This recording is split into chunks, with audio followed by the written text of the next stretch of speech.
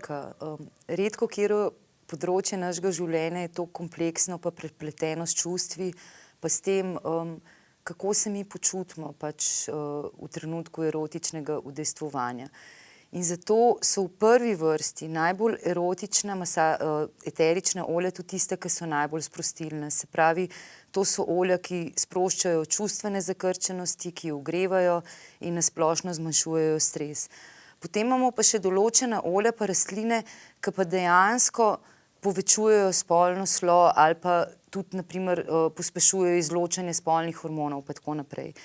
Zdaj, jaz jih bom zdaj naštela glavne, sicer jih je tudi več. Jaz imam s sabo recimo pačuli. To je tako olje, ki nas v momentu poveže s svojim telesom in z njegovimi čutenji in potrebami. Potem vetiver, ki ga sicer v Indiji imenujejo tudi olje spokojnosti, zato ker tak čustven mir prinaša, ki je nujen predpogoj za kakovostno spolnost, ampak hkrati pa tudi ogreva pa sprošča.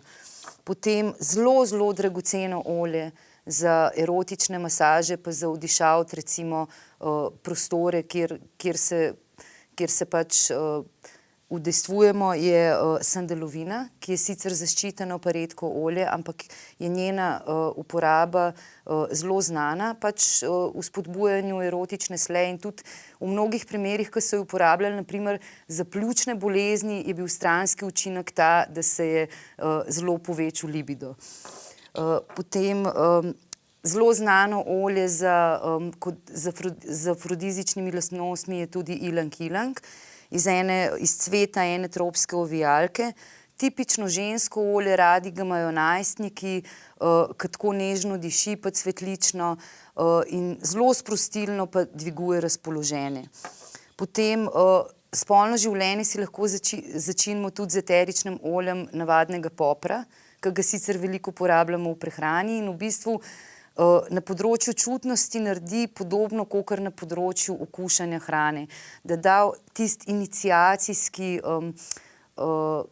pikanten dotik, ki potem kakor odpre vrata potem v nadaljnje aktivnosti, ne, seksualne. In kot ta zadnjo bom pa predstavila kraljico erotičnih olj in to je vrtnica. Vrtnica pa odpira srce in čustva in naredi, da se počutimo lepše in bolj zaželene, če imamo s tem težave, in deluje kot nežen afrodiziak na vseh nivojih, na čustvenem, duhovnem in telesnem. In s tem bi tudi zaključila svojo predstavitev erotičnih olj. Zdaj pojdimo pa še k načinom uporabe. Najlažje je, da z njimi odišavamo prostor, spalnico, lahko z njimi odišavamo posteljnino. Potem lahko jih dodajamo v kopeli. Skupne kopeli so krasen uvod v erotiko. Potem ena od najboljših meni osebno metod za spodbujanje erotične slepe strasti je pa masaža, vzajemna masaža, in ta olja, ki sicer vsa zelo lepo dišijo tudi, lahko tudi dodajamo v masažna olja, bodisi posamično, bodisi pa sami zmešamo. In to lahko tudi naredita partnerja skupaj in se potem zmasirata. Z redno masažo naše ljubezensko življenje bo sigurno pridobilo zelo veliko.